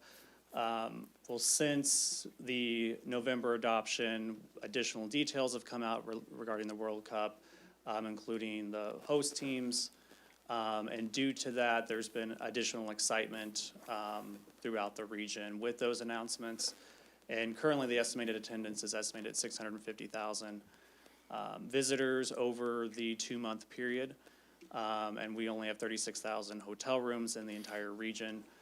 So there has been a lot of stories about the need for additional lodging opportunities. So through the adoption process of short-term rentals, there were a lot of questions and concerns, especially regarding these being code amendments, which are permanent and not temporary, not accommodating a temporary event. And therefore, based on the number of inquiries that we have received, we do believe that there will still be property owners that are likely going to try to work around our current regulations to utilize their property as a short-term rental during the limited duration of the World Cup event. Generally, the way that the code is written is that once we determine that there is a short-term rental, it's a 30 days notice to shut that down. So during that process, it would be very difficult for us they're still gonna end up having people stay there during that time before we're able to issue citation and go through the municipal court process on that. So as part of that, a number of other cities in the region have enacted temporary policy changes to accommodate short-term rentals. They're not amending their codes, they're just adding a temporary ordinance that allows certain relief to the standards for the months of June and July. Not all of them some of them are just fees. Kansas City is just doing reduced registration fees. But a number of other cities, including Wyandotte County, Independence, Roland Park, and Parkville, have made some changes on the short-term rentals, essentially eliminating the short-term rental and allowing basically open, in terms of the locations, allowing those citywide just for the duration of those events. So the reason coming forward to council tonight is just to ask if that is something that the city of Belton should consider. It's been kind of in a lot of the local news related to cities that are, cities that aren't. And so if there is any interest in that, providing temporary relief, we would propose, based on some of the other cities, particularly Independence is probably the closest one to the standards that we already have in place. So we'd probably match something similar to them. There's a two-page ordinance that just provided specifically which items in the current code would be relieved starting June 1st and ending on July 31st. So those could include essentially eliminating the special use permit process. That's currently a 75-day process. So looking at our schedule, in order to get approval before June 1st, through Planning Commission and Council, you would have to submit your request no later than March 5th, so that's just next week. And then this would only apply, again, to single-family and two-family units and upper floor units in mixed-use buildings, which are predominantly on Main Street. So doesn't apply to other apartment buildings or multifamily buildings. And then, of course, private HOA restrictions can still be enforced beyond that. All other registration inspection requirements, occupancy limits, inspection requirements, and the hotel motel tax would still be required to be collected during that time. So just here for any feedback, if that is something that there is interest in staff bringing forward at a future council date, just to be better prepared for the World Cup event for the months of June and July. Any questions? Go ahead. I have a question going back to your initial slide. You said that you have received inquiries, but they weren't within the Old Town or over 3 acres. Can you give a sense of where those properties were? Like, where are we seeing interest? Yeah, we've had some interest in Bel-Ray. We had actually one inquiry on South Avenue, but they were on the south side of South Avenue, so just outside of those. We also had some calls along Allen Avenue, so kind of just geographically all over the city. And even some of those, specifically the house on Allen Avenue, the homeowner would still be there. So either it's an accessory building, an accessory space, or a finished basement or something like that. Okay. And looking at the rest of your presentation, it sounds like we expect people to do this either way. Like, this is gonna happen. It's gonna be difficult to enforce. Some of the, in addition to not having enough hotel rooms, there was recently, just a few days ago, a Kansas City Star article that Kansas City has the highest or the lowest vacancy rate of any host city. So in terms of just the sheer number of housing units that are available, you know, there's not a lot of options out there in addition to the hotel rooms that we already have. Mm-hmm. Mr. Mayor, Go ahead. if I may. Go ahead. A couple of things, just give some information to the council. One is if you pull up some of the listings that are out there in the metro area, these are not cheap. I mean, you're getting one bedroom, essentially apartments that are going for 10 grand for 12 days. Folks can see, if folks see that kind of money sitting out there, they're gonna say, I'll deal with the code violations on the back end or whatever, and they're not gonna mess with us, they're just gonna go do it. So not to say that we should always act based on what people are gonna do anyway, but I think that's one thing. The other thing is the 4 host teams that are coming to the Kansas City area, the region, the 3 specifically in Kansas City, if you were to pick like the top 5 teams that, as far as that would travel, or top 5 countries that would travel, we got 2 of them. If you were to pick the top 10, we've got 3 of them. England and Argentina are going to travel extremely well. The Netherlands travels very well as also. They're all coming to Kansas City for their base camp, and that's where most of the time when these folks are going to these World Cup or going to go follow the World Cup, they go to where the base camps are for those teams, and so they'll all be playing in Kansas City some of their matches, and so it's going to be a madhouse. I mean, we're going to have a lot of people in the metro area, and we're going to be needing to look at what are we going to do when tent cities pop up in the parks and, you know, those types of things, because if there's 36,000 available hotel rooms and 635,000 visitors, you do the math, it's just not going to math. I mean, it's not gonna work. To follow up on what Joe said, I actually pulled up Airbnb for the first weekend of games. And in Raymore right now, there are 4 available Airbnbs. The lowest is a 1-bedroom, and it is $800. But then there are 3 houses, with the average being about $4,200 for those 3 nights. Matt can correct me if I'm wrong, but I do believe our fine is $500. Yeah, it's $500 a day after So, 30, I mean, realistically, after 30 days. so realistically, if you're just doing this on a cost-benefit analysis, most homeowners, if they have the ability, I mean, you could make your mortgage or a couple months of your mortgage by renting your house out for 3 nights. Go ahead. And the big boys are offering incentives, pretty big incentives. VRBO and Airbnb, they're offering pretty big incentives for Kansas City, the Kansas City area, so. Anybody else? Everybody good with this, bringing it back? Thank you. Item 3, gaming machines and monetary prizes. All right, I'm not going to stand up, but each of you got some information. I believe Patrick did a memo, and then there's also another sheet which kind of essentially outlines where the gaming machines we think exist in our community at this point, at least our best chance. And I'll let Patrick talk about it, but just to give you a brief overview, since we've pushed this off, we're supposed to discuss this. Yeah, that's what I was gonna say. I know we made a motion to postpone this, but there has been developments with the federal government and the state. That's why we're bringing this back Yeah, tonight. well, March 10th is when we were postponed it to anyway, so I wanted to have this conversation today so that if we had to come back for something on March 10th, we were in alignment.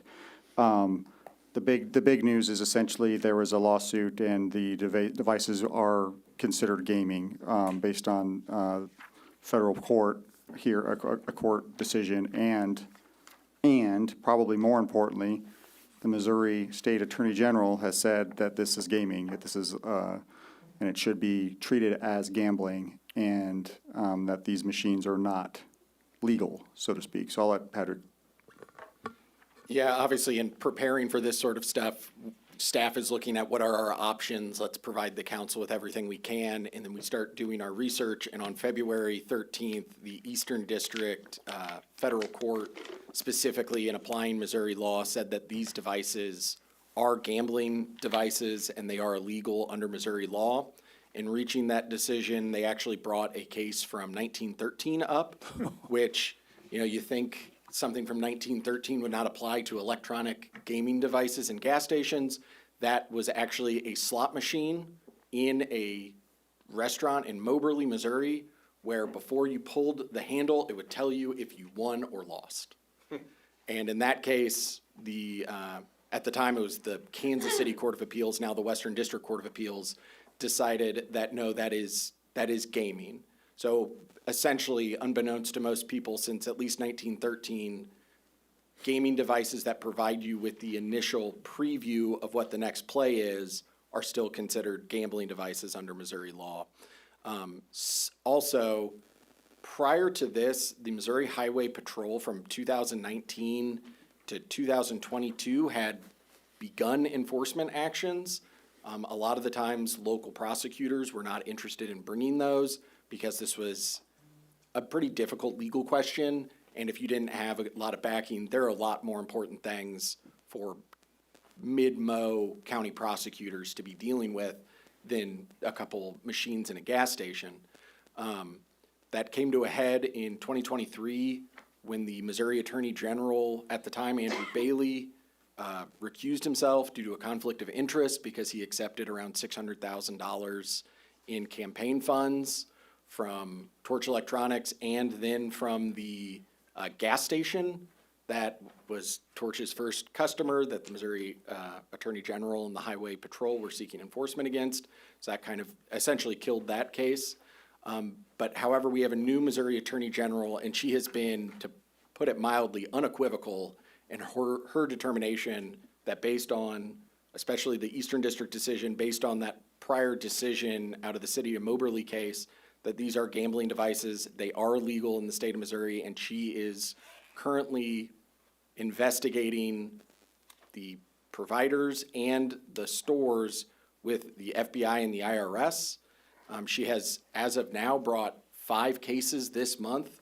She found a county prosecutor that the county was just as gung-ho about trying to stop these.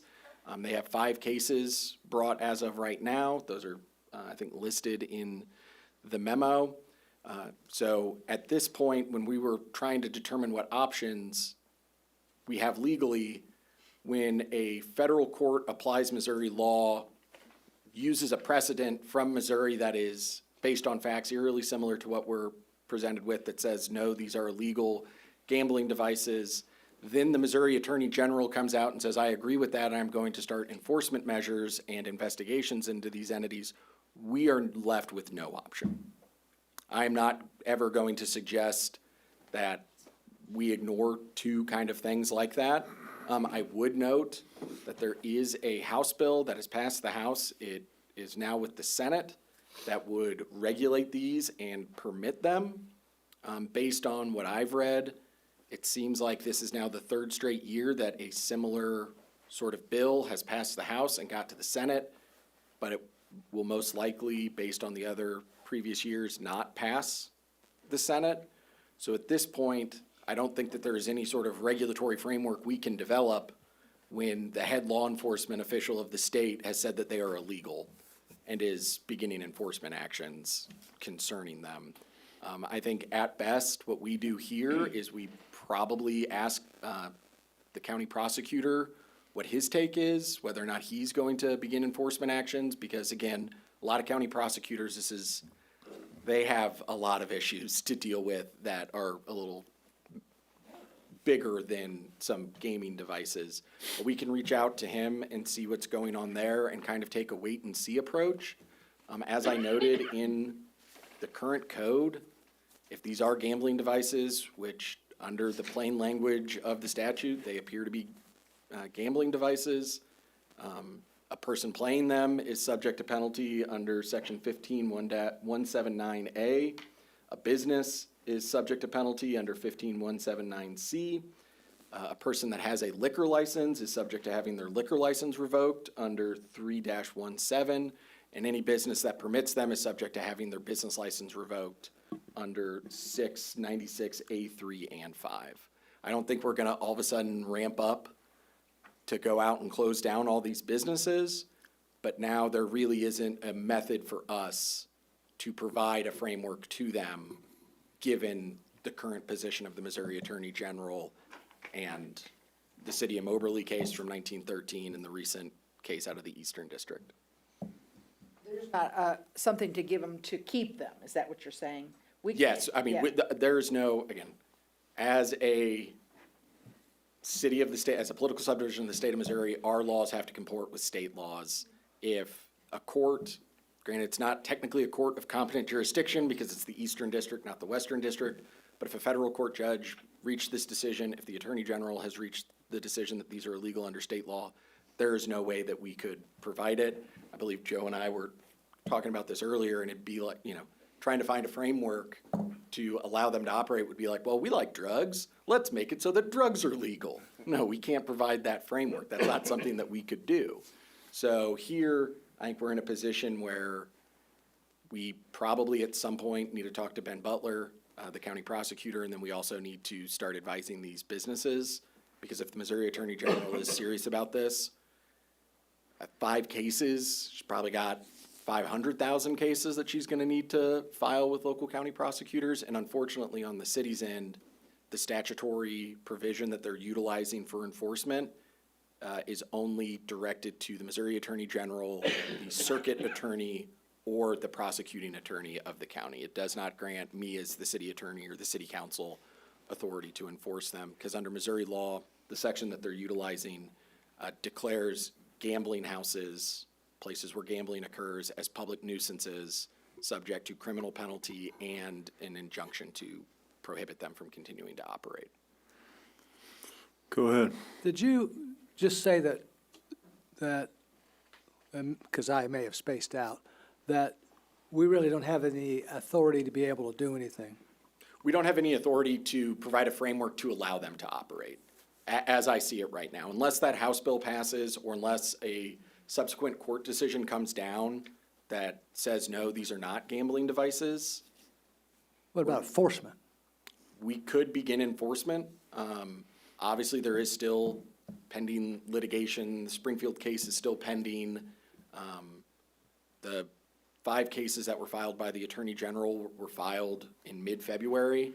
I think only one of them, the people have even been served their summons. In one, and then in the other one where the summons was served, they filed a motion to dismiss, but not the count that these were illegal gambling devices. It was another count under the Missouri Merchandising Practices Act. Go ahead. So, I mean, there's a storm coming, Yes. is what I think the takeaway is.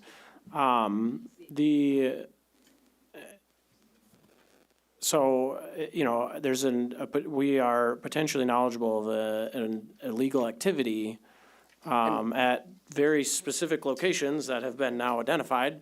Does that put us at a liability for something? Like, do we need to take some action? No, there's no potential liability that arises out of that. The thing to think about is we don't catch every speeder either. We know that people speed, we know what streets people typically speed on, but we're not gonna catch every single one. I think our best route, and this is all from a staff process, is to contact the county prosecutor, get their feelings on what's going on, and then based on that, either, alert him to, we know that these are occurring in these places, or otherwise potentially send notice in a couple months to these businesses. If everything stays the same and the track that we're going down is the one that we are, letting them know that we understand that they have these devices, these are illegal gambling devices, they need to be removed. So I definitely think that we should give some notice here, because not everybody, it's surprising to me, but not everybody watches city council meetings. So I definitely think we should give some notice here to potentially help some of those, because some of those businesses may not be 100% reliant on these devices. So I think it's, I would note that depending on what the county prosecutor does, they don't need notice. I understand that, So, but what I'm saying we is can be let them know that this is occurring, but ultimately, if, the county prosecutor decides that this is something he wants to pursue, he could come in tomorrow. Well, that's my point, So- and maybe that'll be enough to help persuade some of the business owners to change their ways, is my point. And I think it's behooves us as a community or a good neighbor to at least say, hey, neighbor, I saw you speeding, you probably shouldn't do that, because the police are coming, Yeah. I I agree. Part of the wait and see, not sending it out tomorrow, is the fact that House bill is still potentially something that could be passed.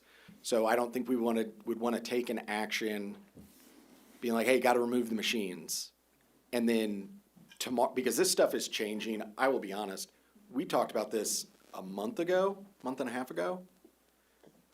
This has changed, done a complete shift in the past 11 days from what we thought it was on February 12th to what we think it is today. So it's one of those things where if we send out those notices and those businesses do remove those machines, and then all of a sudden by mid-March, the Missouri House has passed its bill, which granted would not apply retroactively. There's a very difficult process to go through to get one of those licenses, but they could attempt to get a license and operate one of those. I think there's only one of the existing businesses that even under, do you have the? Again, I think it's just maybe potentially a token of good, an olive branch, if you will, of, hey, just maybe,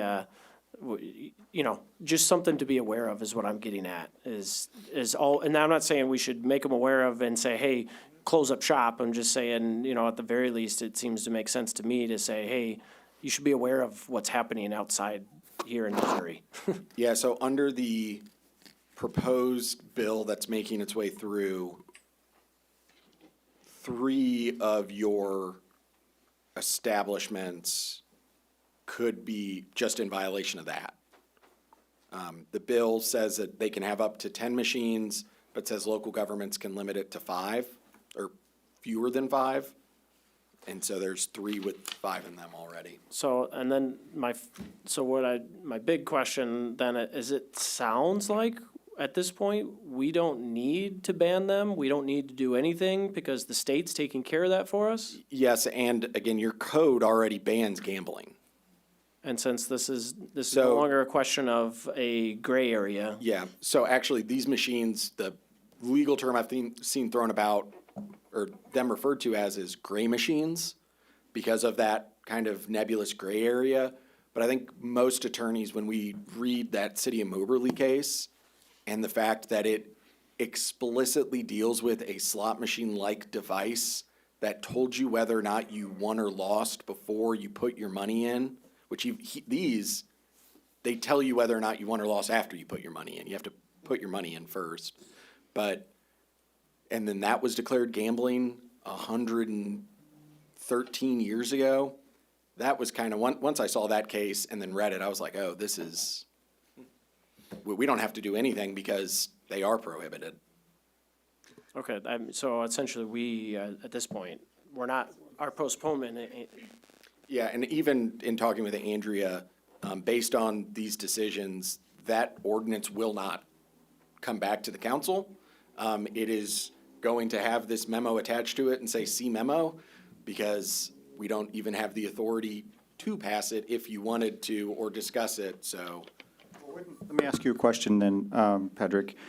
Wouldn't, if the legislature passes some way for this to have some kind of exemption, wouldn't they still would be regulated by the Missouri Gaming Commission, and so they would still have some sort of regulatory process they'd have to undergo, correct? Yes, and so that was kind of the point I was trying to get to with Councilmember McCullum. Even if, based on what everything that's going on right now with the Missouri Attorney General and that decision out of St. Louis, even if the Missouri legislature passes this bill, which it wouldn't be effective until August 28th of 2026, these businesses and the retailers would have to get a license to have one of these in their facility. It's not just like an automatic, oh, you used to have them, you can still have them. There's now a full regulatory scheme that would be involved. So even at that point, what I would think our suggestion would probably be is to send them a letter saying, please provide us with the information in your application regarding licensure under, I think it's called the State Video Lottery System, is what the Missouri legislature is calling it. but even that sounds like it'll be a big if we even get to that point, so. Yeah, I think the major issue with all of this legislation always comes down to, there's a portion of the Senate that each year has voted no due to not wanting to kind of condone the sort of activity. And so they're just gonna vote no just because of that. And based on everything I've seen, this new proposed legislation, even though it taxes these games at 30%, and then an additional 5% for the city, even that's not gonna get it past some of those members of the Senate. So we're going to wait, you're gonna reach out to the prosecutor? Yes, and I'll have to work with Chief Lyons as well, because obviously he'll want to, his department would be investigating it. This is a criminal infraction under Missouri law, so we'll talk to the county prosecutor and see kind of what his thoughts are, see if they're going to enforce this, whether or not they're going to, work with the Attorney General, or whether or not they're gonna utilize prosecutorial discretion and wait and see. And we just need to leave the tabled, postponed bill? Well, so I mean, honestly, at this point, I discussed it previously with Andrea. It was postponed, and we could bring it back, but the only action you could take would be to vote no. So instead, it'll just be put into the file with this memo saying, Well, ordinance Hold on, what we postponed was a proposed ban. Yeah, so we don't need to do that, and we can't even ban them technically. Oh, we can't Under, ban them? under Missouri law, we can ban gambling from occurring. But Which we've already done. Which we've already done, but gambling devices are solely under the state of Missouri's purview when it comes to regulating, banning, prohibiting, doing anything with them. Which is why that statutory section doesn't authorize me to do anything as the city attorney. So we literally can't do anything. You, Like, li- we you should literally, there is no shape of anything that we could create that the council could consider. Yeah, bottom line is we do nothing and just wait and see what happens and let the state take it from there. Joe just asked, so we couldn't pull a business license. Yes, we could still pull a business license, but us enacting an ordinance saying we ban these machines is due to the field preemption of the Missouri legislature. Us saying that does absolutely nothing and only brings about a question of whether or not we even had the authority to adopt it in the first place. Your business licensing code says that a person's license is subject to revocation if they violate any provision of the Code of Ordinances, the Unified Development Code, or state law. Go ahead. I would like a regular update, though. When, Yeah, I think this is, we'll probably have an update in a couple months, depending on what the Missouri legislature does and depending on what our discussion with the county prosecutor is. All right, go ahead. So if House Bill 2989 goes through the Senate, passes, because it is going to be overseen by the Missouri Lottery Commission, Yeah. there's supposedly a set period to seize that and get into the new Yeah. system, correct? Yeah. And Have you heard what that timeline is? I think I think it's 90 days from the date of the bill's passage. Kind of what I heard, but. So it's a really quick turn. I think the Missouri Attorney General, I watched her hearing in front of the House committee that was considering it. She's said very bluntly, I'm going to enforce the law that's on the book until the law is not on the books, and then I'll enforce the law that you provide me. So I think there's a weird sort of waiting period that we're stuck in, and that's kind of why I'm like, I don't really know what we do going forward, but that we're stuck in and that these gaming device companies are honestly stuck in, given what we've heard from the Missouri Attorney General saying these are illegal. Then the Senate potentially considering the full passage of a bill that says you have 90 days to get into compliance. Well, if they were illegal until August 27th, How do you have 90 days to get into? are they subject to criminal penalty until August 27th, 2026? And then on August 28th, the 90-day window opens, they can apply and try and get a license to no longer be in violation of state law. But it's a very weird situation. There's a company that my sister used to work for that was a major liquor distributor here in the state of Missouri.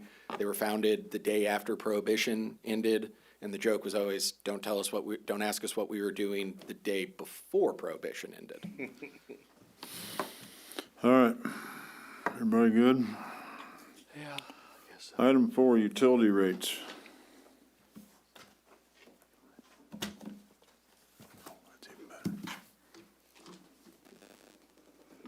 I'm going to make this really quick because it's almost 8 o'clock. So as part of the budget process every year, we look at utility rates. We are assuming that Kansas City is going to pass a 5% on to us, and we've heard through the grapevine that Little Blue might be 11%. In the past, let's see, I started budgeting here in FY '24. We did not pass an increase on to residential in '24, '25, '26, and I'm proposing not to in '27 for water or sewer. But I am proposing, Joe and I have talked about this, and I think that he's talked to most of you guys in your one-on-ones, passing on an increase to those that reside outside city limits for water and sewer. So I just wanted to create a little chart for you guys to look at for water and sewer increases. The red is the KCMO increase that's been passed on to us over the years, and then the blue is what we have passed on to our customers. So you can see the red is continuing to go up and the blue is continuing to go down. So we have not passed on that rate to our residential since FY '24. So that's water. Sewer is the same thing, little blue and red, the city of Belton in blue. The red keeps going up and the blue keeps going down. I do want to note that at some point, probably FY '28, we are going to have to look at this and potentially pass on some of those rate increases to our residential inside and commercial inside city limits, both water and sewer. So with that, I am proposing a 5% increase for water. I'm sorry, a 10% increase for water for the wholesale, for the commercial and residential that are outside city limits, a 5%, and then for sewer, a 5% for the sewer, even though we are getting an 11. But our fund balance in sewer is a little healthier than the one in water, so I am proposing a 5% in the sewer outside city limits. Trash. We have been talking to GFL. They are looking at a 3.5% increase to us, which we want to pass on to the customers. They're also looking at the additional trash carts. We have anywhere between 1,000 and 1,500 additional trash carts out there, and we charge $602 per month. We're gonna, GFL wants to raise that to $8 per month, so we're looking at doing that. They're also wanting to take over, we've talked with them about taking over the trash carts, so we would no longer be purchasing those. All of those would be coming from GFL, and they have opted not to pass on that increase to us, so there will be no increase to the customers. So trash would go from $21.27 a month to $22.01 a month. And then again, the additional trash cart, $602 a month to $8 a month. GFL, we've also talked about in future increases not exceeding 4%. And I plan on bringing this ordinance to you guys on the 10th. And Greg is going to be talking to Patrick about a contract with GFL that will be brought to you guys on the 10th as well. Go ahead. Okay, if they take over carts, and then we're getting carts from them, but also they're we are negotiating no greater than 4% a year increase, how does that work? What do you mean, how does that I work? just mean they're gonna bake in the cost to us to provide us with carts. They are providing the carts to the customers. So right now, we purchase the carts, and we are in charge of distributing everything. We're in charge of all of it. And going forward, hopefully starting April 1st, and they will put out public service announcements. They are in charge of all the marketing for all of this. If you guys decide to go this route, they will do everything, deliver the carts, pick up the carts. The customers would be calling GFL for carts. Now, of course, I know that people will still be calling City Hall, and we will definitely direct them in the way that they need to go. But we will no longer be purchasing carts, so we won't have that expense either. So we would keep the current carts, not like no one's gonna go and collect the ones we've already paid for. They will just be in charge of replacing damaged carts and charging the customer for that. Does that sound right? No, we will get our carts. We will pick up the carts that are out there, and GFL will replace them with their carts. Okay, we What have happens some to our scars from trash service changeovers and carts, and I'm just, it what wasn't happens- that long ago. And what happens to ours? Why do we, we sell them back to them, or? They set out at Greg's place.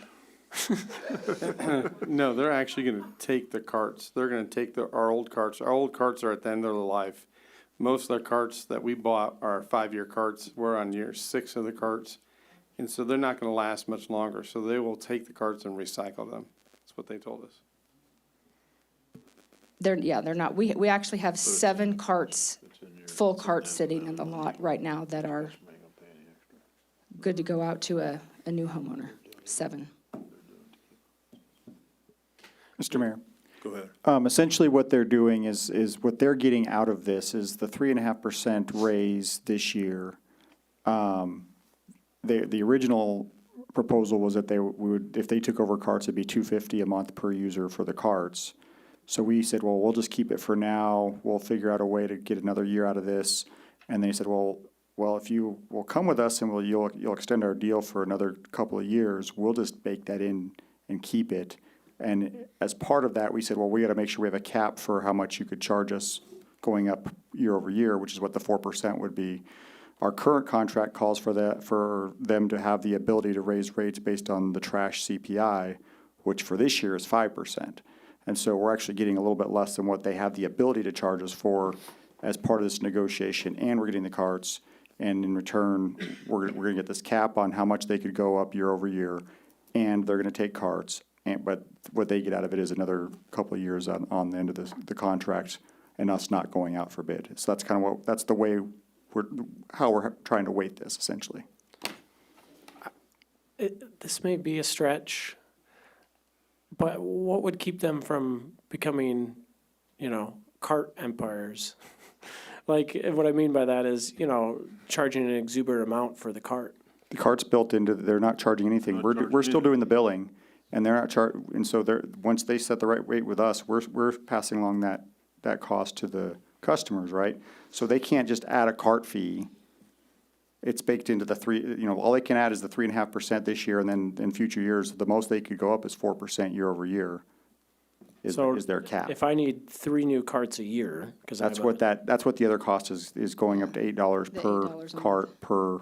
But that would be baked Month. into the contract, so they couldn't say it's $8 for the first one, $10 for the second one, and $100 for the third. Essentially, that's what we're working on. Yes, is that it? Go ahead. It's not a new cart, not a replacement cart. It's if you fill up one cart, but you want 2 carts at your house, or if you want 3 carts, we have one house that has 9 carts at their house. So they will be charged for 8 additional carts at $8. Yeah, but what about replacements? I guess that's where my question is. It's part of the cost. If the So there would be. can breaks, they need a replacement, then they don't get to charge them for that cart. That's part of the contract. Oh. They have to provide the cans as part of the contract. And it's very unusual that cities actually provide the carts.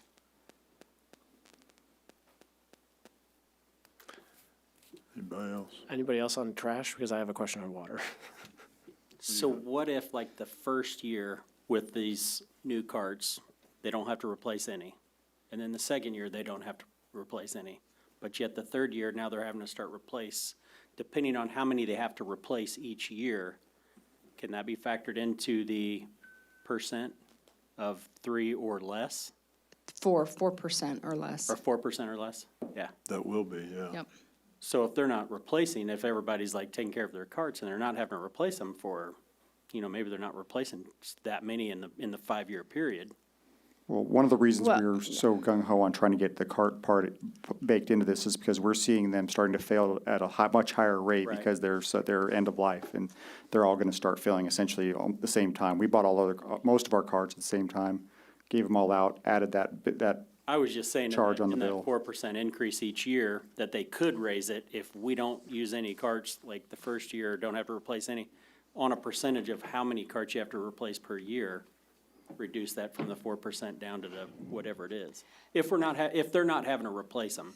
And that's not their only cost Yeah, increase, the right? 4% will be for the trash service, Yeah, and the carts aren't any extra. yeah, they're just eating the carts to But- get our business. Right. Yeah, because like Joe said Basically, originally, it was they're eating the carts to get 250. our business. So it's, Go ahead. So on the trash bill, it's going up about 74 cents yes, per customer. correct. And then roughly $1.98 per Second, third, fourth, or fifth, or up to 9 carts, extra carts, yeah. additional.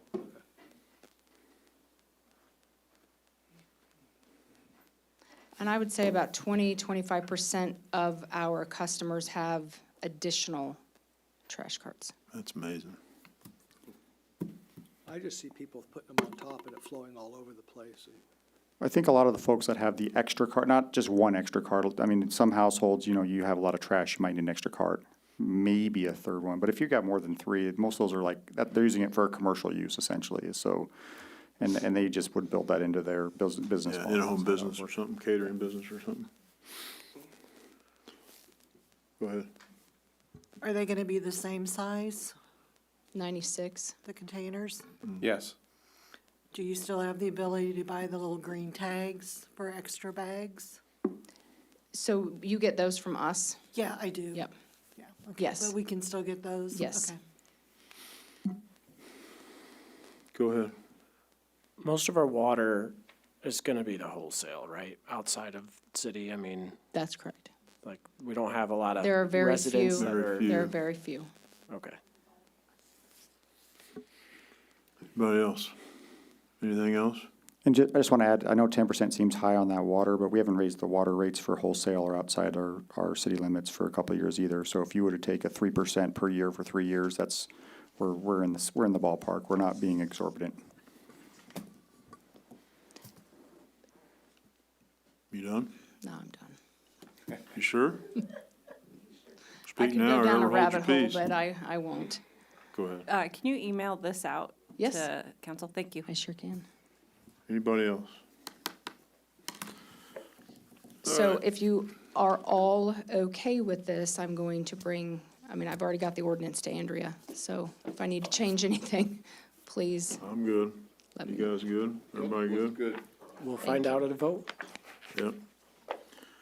All right, item N, motion to enter executive session, discuss matters pertaining to legal actions according to Missouri State Statute 610.021.1 pertaining to lease and purchase sale of real estate according to Missouri State Statute 610.0.21.2 pertaining to hiring, firing, discipline, promotion of personnel according to Missouri State Statute 610.021.3 pertaining to negotiated contracts according to Missouri State Statute 610.021.12 pertaining to individual identifiable personnel records, performance ratings, records pertaining to employees or applicants for employment according to Missouri State Statute 610.021.13, that the record be closed and the meeting adjourned from there. Present. Second. That's a mouthful.